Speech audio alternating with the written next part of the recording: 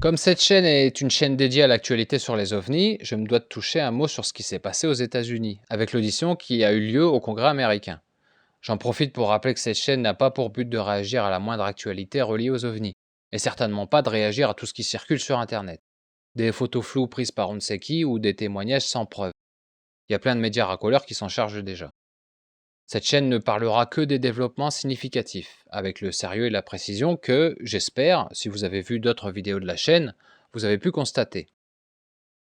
Un développement significatif, c'est ce à quoi on aurait pu s'attendre avec cette audition en grande pompe au Congrès américain.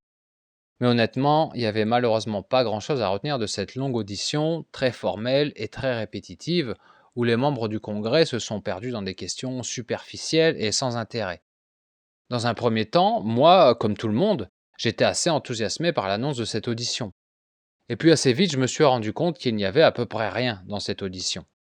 Pour rappel, les 3 témoins qui étaient reçus au Congrès étaient David Fravor, le commandant de l'US Navy au cœur de l'incident du Nimitz, le fameux ovni en forme de tic-tac, Ryan Graves, relié aux 2 autres vidéos qui avaient fuité en même temps que celle du tic-tac, à savoir les vidéos qu'on appelle maintenant Gimbal et Go Fast, et enfin David Grutch, officier de l'armée de l'air, et qui a beaucoup fait parler de lui récemment après avoir déclaré que le gouvernement américain était en possession d'engins non terrestres récupérés après des crashs et conservés dans le plus grand secret pour être étudiés.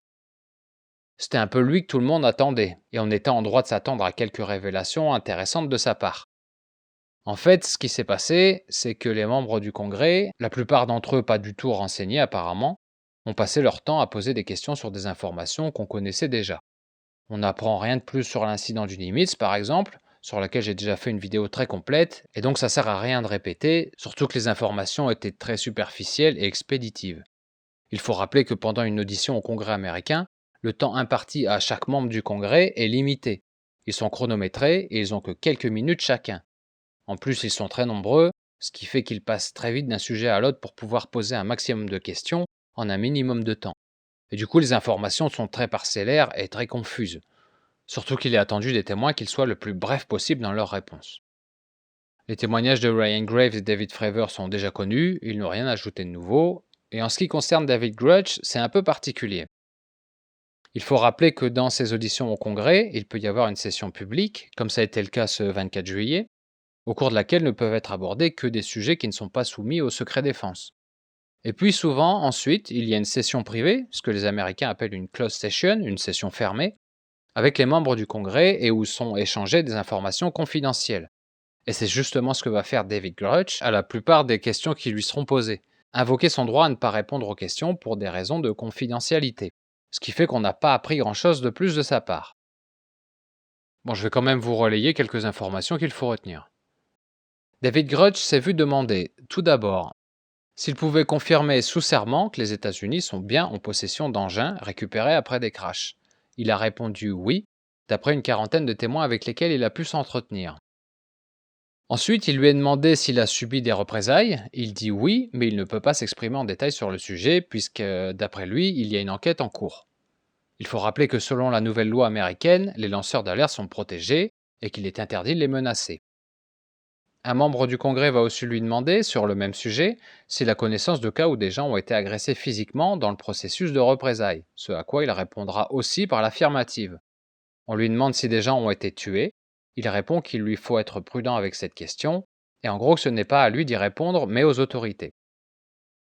Un autre membre du Congrès s'étonne d'entendre qu'il y aurait des programmes secrets qui échappent à leur supervision, la supervision du Congrès. Il faut rappeler que c'est le Congrès qui vote les budgets fédéraux aux États-Unis, qu'un programme de recherche, de renseignement ou d'armement, ça coûte de l'argent et qu'il faut un budget voté par le Congrès.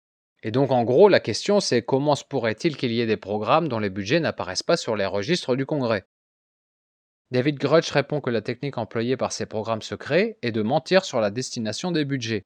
En demandant par exemple, et là c'est un exemple que j'ai choisi personnellement pour illustrer la chose, c'est pas quelque chose qu'il a dit, en demandant par exemple 50 millions pour construire des nouvelles pistes d'atterrissage pour l'US Air Force, alors que seulement 20 millions vont aller à la construction des pistes d'atterrissage et que 30 millions vont être détournés vers des programmes secrets. Encore une fois, c'est l'exemple que moi j'ai choisi, à aucun moment il n'a mis en cause l'US Air Force. Ensuite, il lui est demandé s'il sait où sont gardés ces engins. Il a répondu par l'affirmative. en ajoutant qu'il savait exactement où étaient ces engins et en précisant qu'il donnerait, en session privée, les lieux précis où ils sont gardés. Ce qui, entre parenthèses, est un peu étrange. S'il y a des gens qui ont des engins en leur possession et qu'ils veulent garder la chose secrète, ils ne vont pas sagement attendre qu'on vienne les découvrir, en sachant que David Grudge vient de dire devant des millions de gens qu'il allait révéler leur emplacement. D'ailleurs, c'est relevé à un moment par un des membres du Congrès, en disant que le Congrès se déplace à la vitesse d'un glacier, sous-entendu très lentement à cause de l'inertie bureaucratique qui rend les procédures très longues, et que même si c'est vrai, le jour où ils vont se pointer sur place, il y a de fortes chances qu'il n'y ait plus rien à voir. Ensuite, il est dit à David Grudge, vous avez dit que le gouvernement possédait des engins intacts, les avez-vous vus personnellement?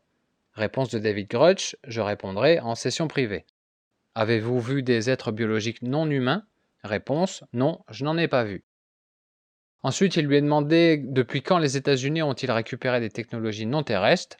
David Grudge répond, au moins depuis les années 1930. Ensuite, avez-vous connaissance de cas où du personnel a été blessé en travaillant sur les engins? Réponse, oui. Il précise que, par définition, quand on travaille sur quelque chose d'inconnu qu'on ne connaît pas du tout, on ne sait pas à quoi s'attendre et on fait des erreurs qui parfois mènent à des accidents. Ensuite, il est demandé à David Grudge s'il a connaissance d'un comportement agressif et dangereux de la part du gouvernement ou des ovnis. David Grudge répond oui. Le membre du Congrès demande de préciser, parlez-vous des ovnis ou du gouvernement? David Grudge répond les deux. Ensuite, il dit qu'il a été témoin de quelque chose de très perturbant, mais comme les questions se mélangent, on ne sait pas s'il parle des ovnis ou des techniques de représailles employées par le gouvernement. On aurait aimé plus de précisions, mais décidément les membres du Congrès n'étaient pas en forme ce jour-là, parce qu'ils laissent filer sans demander plus d'informations. Enfin, David Grudge dit qu'il a une liste de personnes qui ont exercé des pressions, des représailles et des menaces à son encontre. Avec la nouvelle législation américaine, qui standardise la procédure pour les lanceurs d'alerte peuvent fournir des documents quand ils font leur dossier. Et David Grudge dit qu'il a fourni la liste à la personne compétente. Aussi, dernière remarque, plusieurs membres du Congrès ont dit, pendant l'audition, qu'ils avaient cherché à en savoir plus sur les allégations de David Grudge, mais qu'à leur grande surprise, ils se sont vus refuser l'accès. Un des membres du Congrès demande à David Grudge s'il existe des niveaux de classification au-delà du top secret, auxquels le Congrès n'aurait pas accès, et David Grudge répond que personne ne sait vraiment combien de niveaux de classification secrète il y a. Voilà, c'est à peu près tout.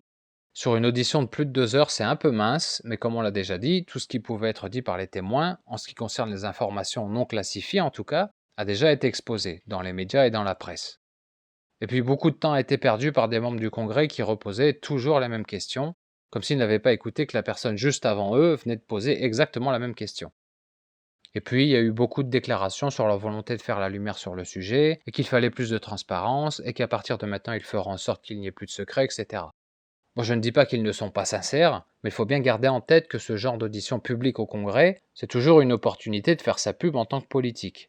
Ils savent que des millions d'électeurs vont les voir, et c'est toujours un moyen pour eux de faire de la communication à pas cher, en y allant tous de leur tirade sur voilà, on ne peut pas mentir au peuple, il faut que tout soit fait pour mettre la vérité à jour, etc. Après, ce qu'ils font concrètement en privé, ça leur appartient de prouver que ce ne sont pas que des discours. Voilà, n'oubliez pas de vous abonner si ce n'est déjà fait.